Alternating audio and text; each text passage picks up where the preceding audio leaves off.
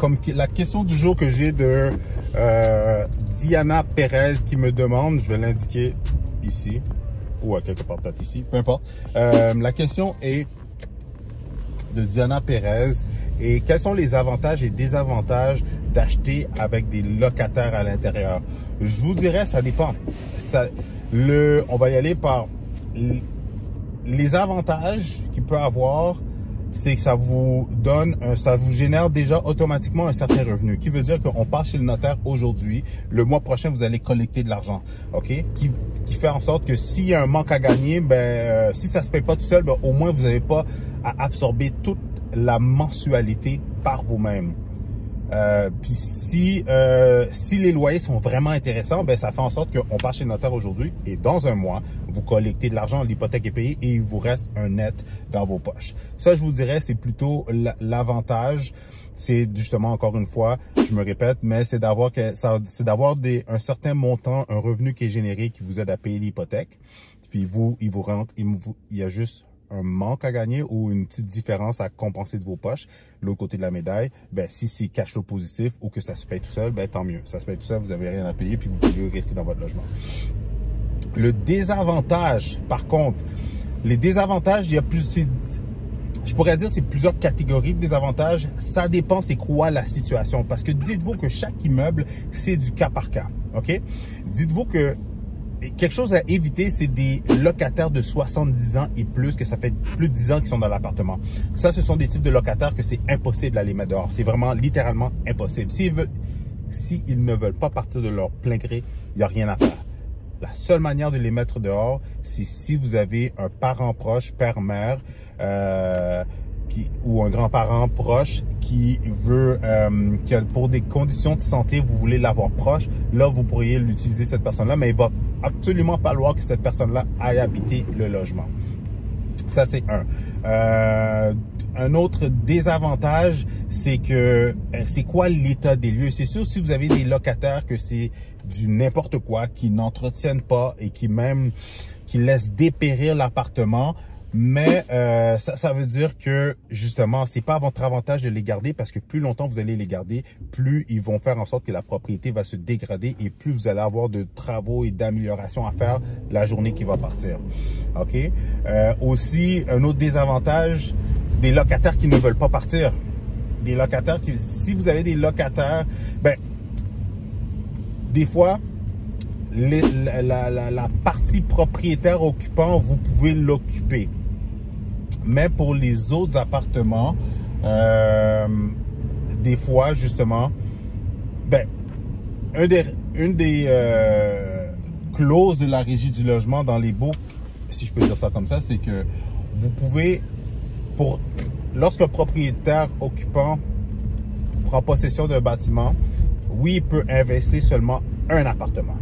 Mais si vous êtes plusieurs personnes sur l'hypothèque, qui apparaissent sur l'hypothèque, admettons si vous êtes frère, sœur et la mère, les trois sur l'hypothèque, il y a seulement un des copropriétaires qui peut investir un locataire. Les autres, vous ne pouvez pas.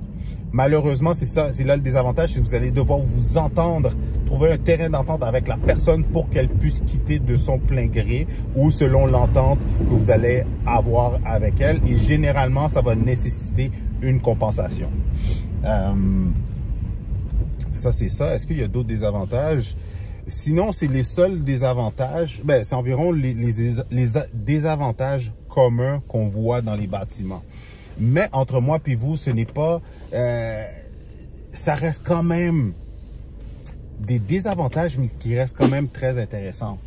Parce que encore une fois, peu importe les revenus qui est généré, au moins vous avez un income qui rentre versus de devoir absorber toute la charge hypothécaire par vous-même. Ça, c'est de 1. De 2, vous achetez quand même un bâtiment que même s'il y a des vieux, même si les baux ne sont pas intéressants, le bâtiment, lui, comprend quand même et toujours constamment de la valeur. Donc ça devient très intéressant. Beaucoup d'immeubles se vendent sur l'île de Montréal à de très gros prix et souvent, plus souvent que rarement, ils ont souvent un appartement qui est pas bien loué, que la personne, ça fait longtemps qu'elle est là, elle veut pas quitter ou c'est une personne âgée d'un certain âge et que le loyer est très bas. C'est une réalité, mais c'est une réalité qu'il faut faire avec. Et de toute façon, si vous êtes en mesure de quand même optimiser le bâtiment, apporter de la valeur et aussi de baisser votre balance hypothécaire dans un court laps de temps, vous allez forcer l'appréciation, vous allez créer de l'équité qui va faire en sorte que vous allez quand même bénéficier d'avoir une propriété qui va être votre effet de levier pour vous permettre de faire d'autres acquisitions sur une courte, moyenne ou sur une longue période de temps. Donc, puis pour terminer, juste vous raconter une petite histoire. J'ai une cliente, elle a acheté un triplex dans Châteauguay. OK? Le triplex, 2 des appartements, le rez-de-chaussée et le deuxième, c'était des baux qui n'étaient pas intéressants. Les gens louaient 700$ pour des 5,5, qu'est-ce qu'il y a dans aucun allure, même à Châteauguay. Mais vous voyez, l'appartement du sous-sol, elle a pu le rénover, le mettre à jour. Elle a mis environ, elle a pu faire l'optimisation de un seul appartement sur 3. Et en faisant seulement l'optimisation de un appartement sur 3, à l'intérieur de 1 an, elle a quand même pu refinancer puis aller chercher 70 000 sur le bâtiment qu'elle a acheté 1 an plus tôt. Avec juste un appartement. Les 2 locataires, avec leurs baux qui ne sont pas intéressants, sont toujours là. Mais le fait d'avoir pu optimiser l'appartement d'en bas, d'avoir pu augmenter le baux, en 1 an plus tard, 70 000. C'est ça les pouvoirs de l'immobilier.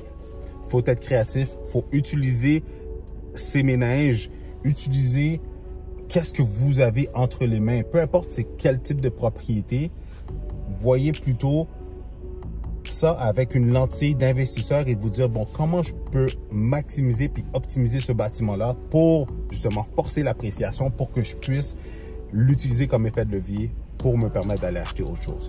Sur ce, j'arrête de parler. Je veux garder ça court, direct, droit au but. Si vous avez des questions, d'autres commentaires, mettez-les plus bas. Si vous aimez ce genre de contenu, cliquez le bouton j'aime. Si ce n'est pas déjà fait, inscrivez-vous à ma chaîne. Et sur ce, on se revoit dans la prochaine vidéo tout le monde.